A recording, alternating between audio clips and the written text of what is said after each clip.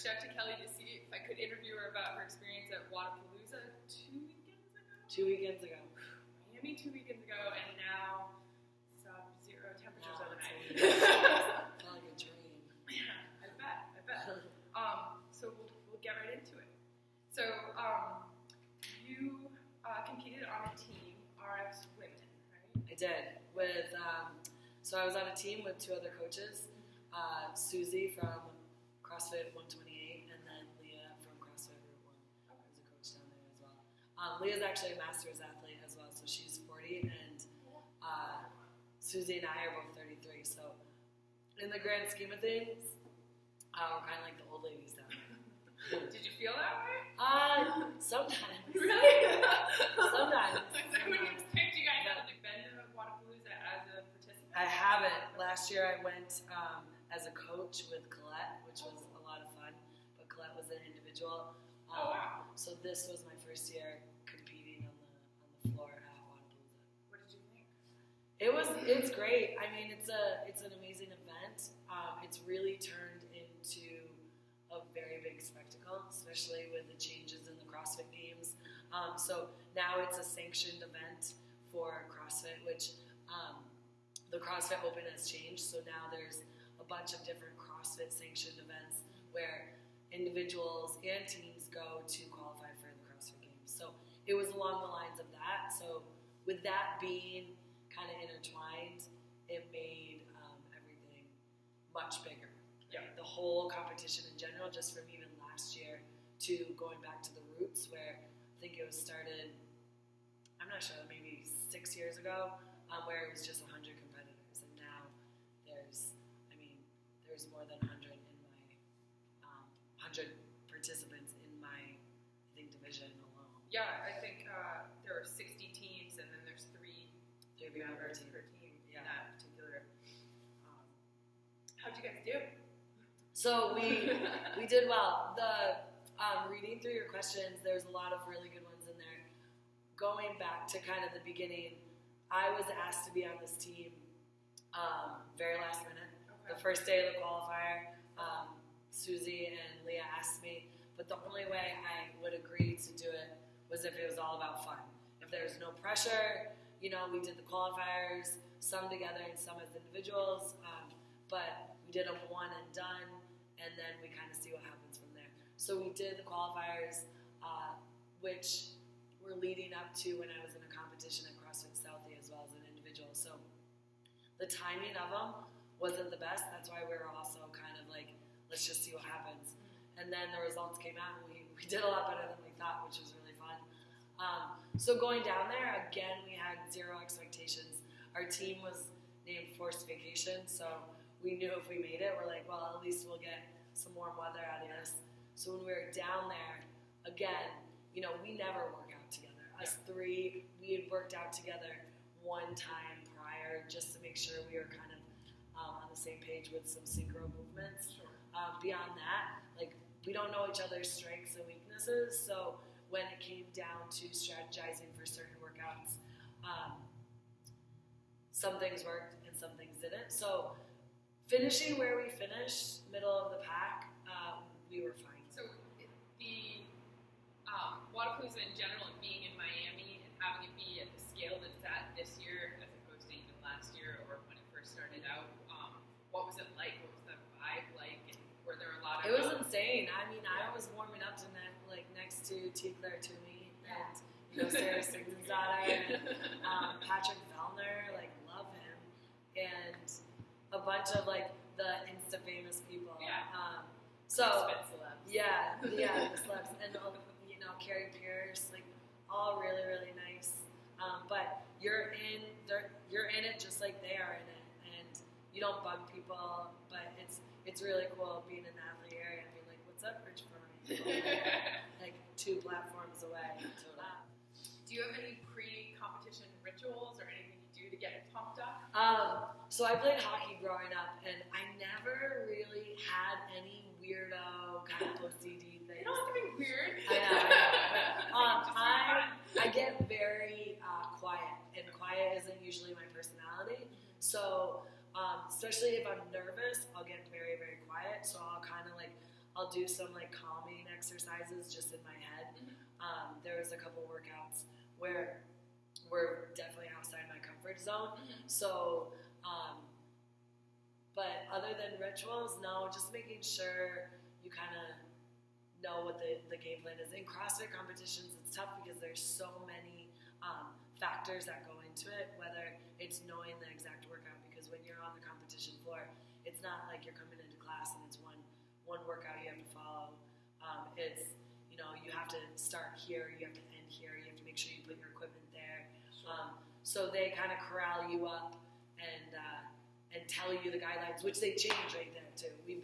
We were about to go out on the competition floor, and what we thought the workout was no longer, and so they can change right there, which isn't a big deal. It's like preparing for the unknown, and but no different rituals. Like when you're on a team, it's a little different than an individual. When you're individual, you kind of do your own thing. You might listen to music, but for me, it was just making sure they're calm, and we're more going into it with a sense of calmness and confidence, because we did go down there with no pressure, so that made it a lot more fun for sure. Excellent. So there were 7 events that you guys competed in? There were 7. One got canceled, unfortunately. That's right. There was crazy electrical storm or something. Yeah, there was a big.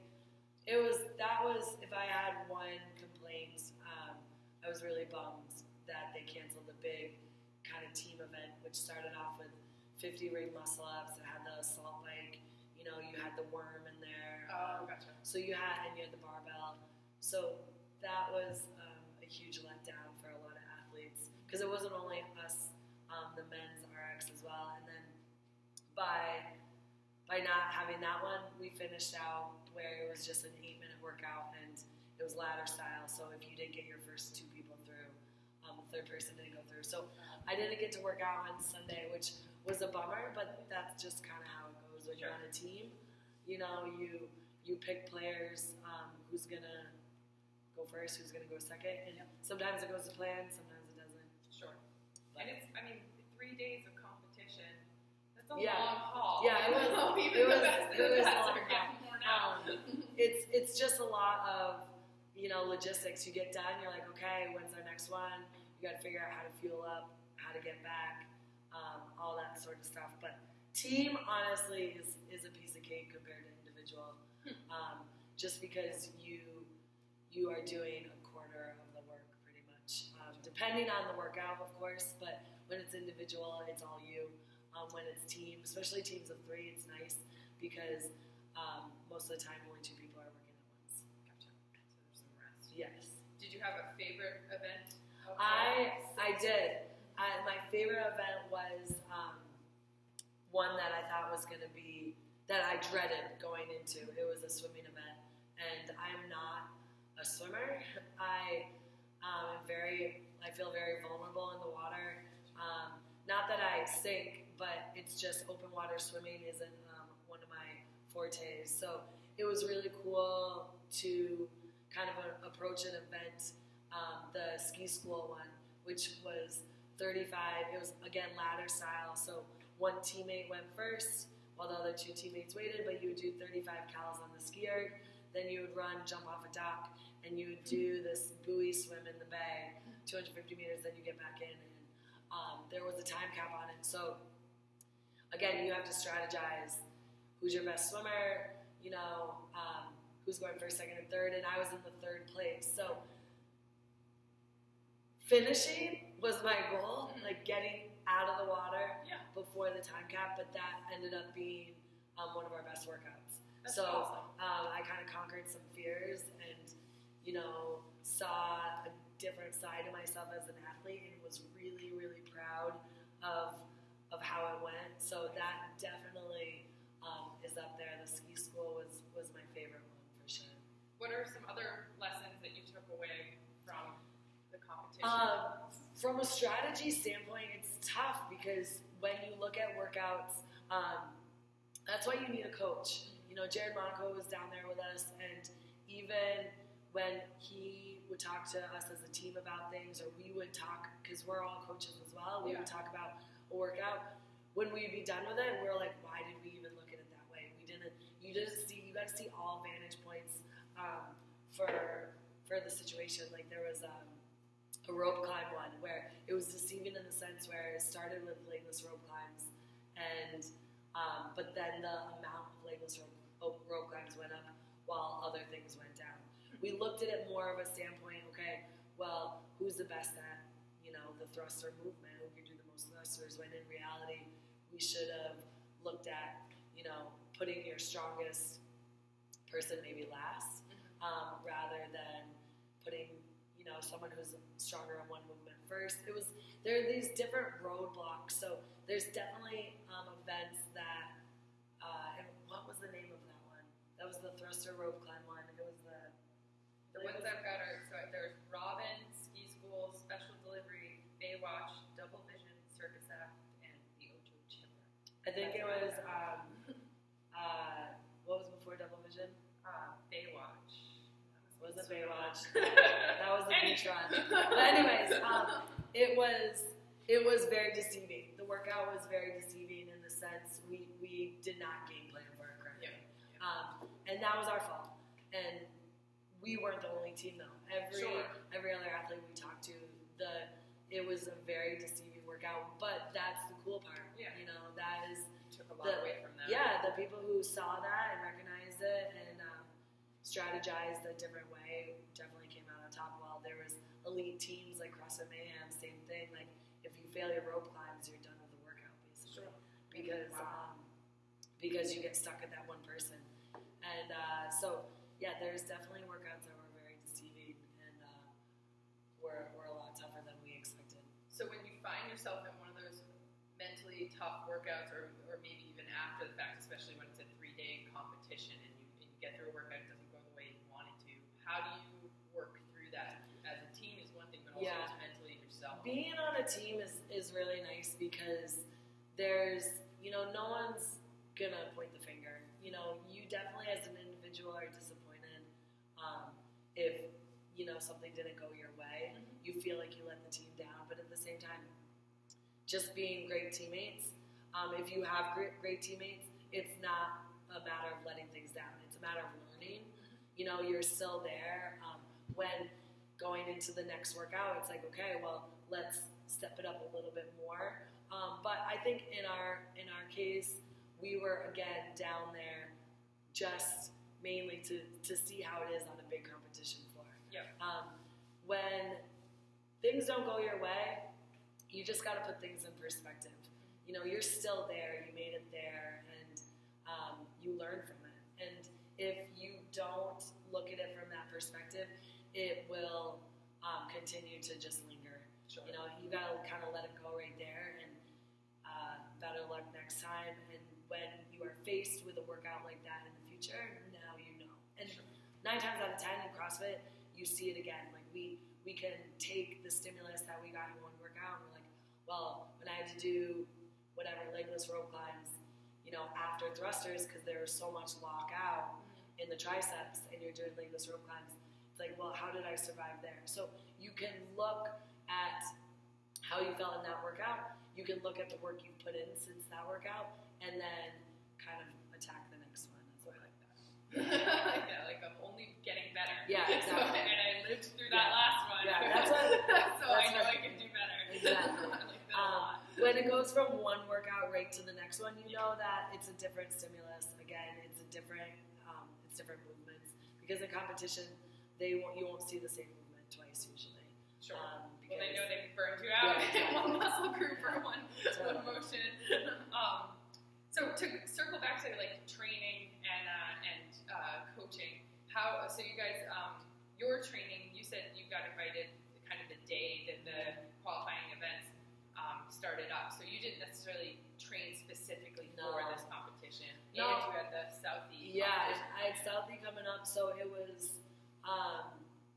No, there was no expectations. Colette and I were honestly hoping to go team Wodapalooza, but that just didn't work out. So I didn't think I was going to do it at all. But from a training perspective, my training doesn't really change significantly when it comes to any sort of competition. I personally, in the last 3 years, I've done, just the one individual 2-day competition at CrossFit Southie, 1 time in the RX division, 2 times in the elite. And that's a big deal for me because, again, it's 2 days of individual competition, which can be like 6 to 8 workouts, I think. But again, it doesn't change my training. I more look at, after I do a competition in general, you look at it more from the perspective, okay, what are my holes? What are my weaknesses? And then you try to fill those in. But from a day-to-day training, I'm a big believer in, doing what my community is doing. So I do the same workouts as our community here in CFA. I just do some extra stuff on top of it, if time allows. Still moving forward, I think coming off of Wodapalooza, I definitely had a new fire kind of lit inside me as an individual. So now, as we head into not so much the February Open, there's going to be an October Open, and that October Open will be for the CrossFit Games, the following CrossFit Games. Okay. So I don't not even 2019, but 2020. 2020, yes, Okay. exactly. So leading into that, I'm going to be a master though, which is crazy. Because, that is crazy. Yeah. So I'm 37, so like every time you say this, I'm like. So master starts at 35 years old. So right now I'm 33, but in March I'll turn 34. So then in October, when we're going through for the 2020 at the games, I would have been 35. Yeah. So, anyways, with that, when you're put in a different age category, I think your goals kind of change a little. Sure. So I have some new goals. I always set goals for myself when it comes to the Open because I think that's a perfect platform for you to test yourself as an individual. Sure. Because I look back, just like all athletes do, to my first ever Open, and the workouts are repeatable. So we do them here in class, and right there is kind of the true definition of why we do this, why we track our performance to see if we're getting better. And if we're not getting better, why are we doing this? So it's always kind of fun to prepare for the Open. So training will amp up a little bit as we go into October. And I'm just I spent the last week laying the week after Wodapalooza, kind of laying the foundation and what that's going to take, and getting the people involved who I need. Because if you're gonna set some goals for yourself, you need other people to help you.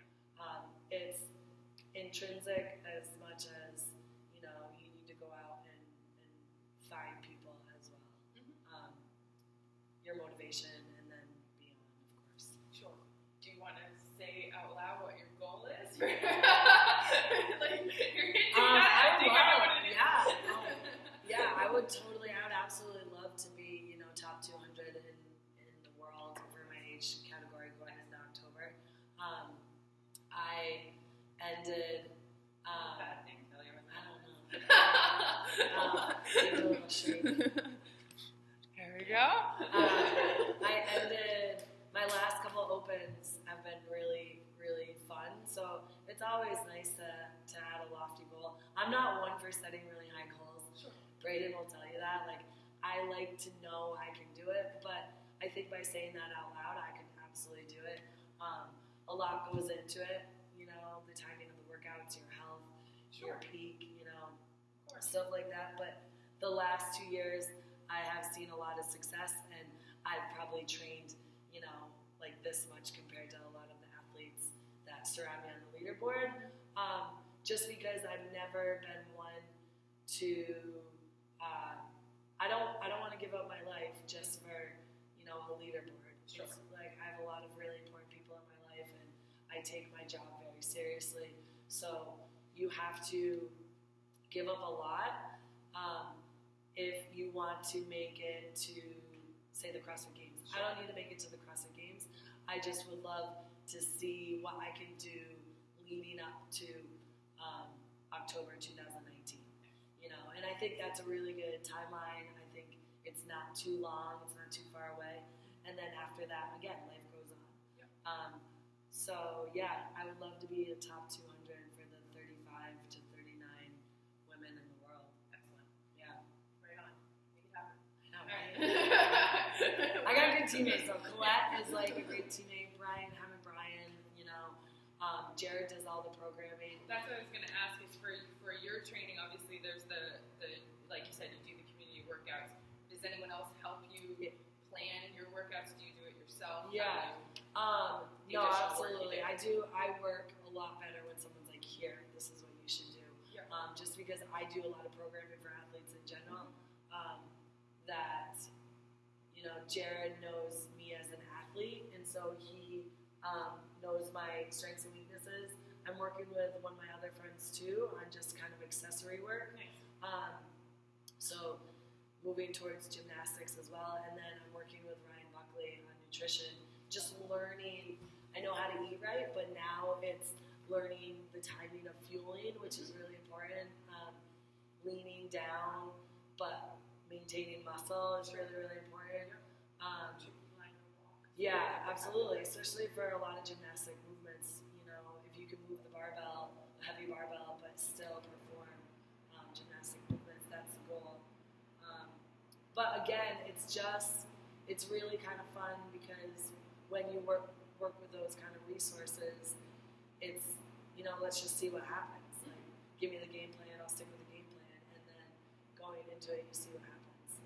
Yeah, it seems like you have a very healthy relationship to recognizing that you're always learning. Yes. There's always room for improvement. That's not a bad thing. Yeah. And you're doing your best, and you're assembling a team and support, and then, like you said, you're in it. Absolutely.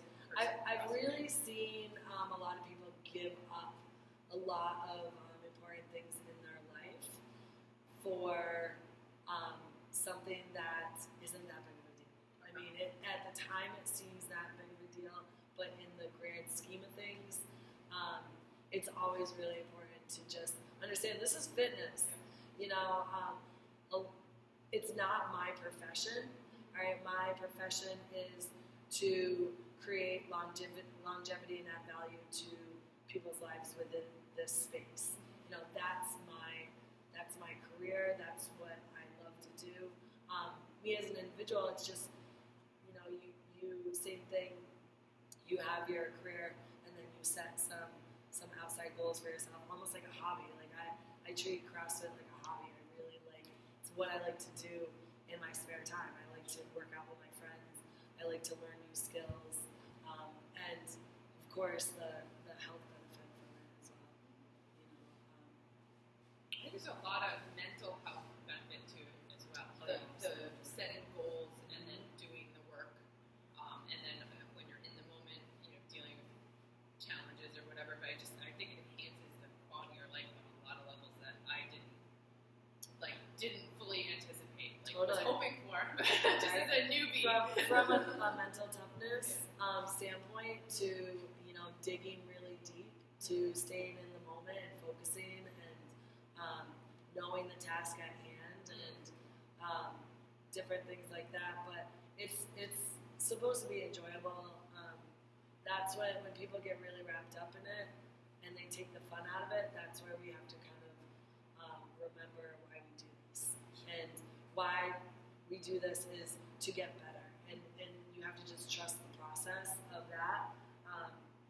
And then when you're done with it, you're ready to be done with it. And then it's class workouts, it's working out for an hour.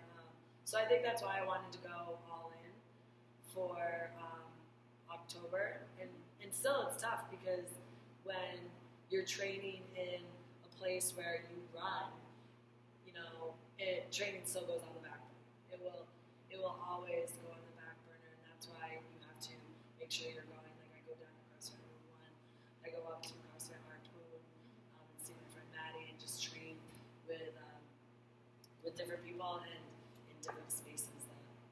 It's hard to have boundaries when exactly. you run this space and so many people look to you as one of the leaders. And that's why I never would want to, be like, oh, I can't go over to Kelli right now. She's training. Like that is not my personality. So awesome.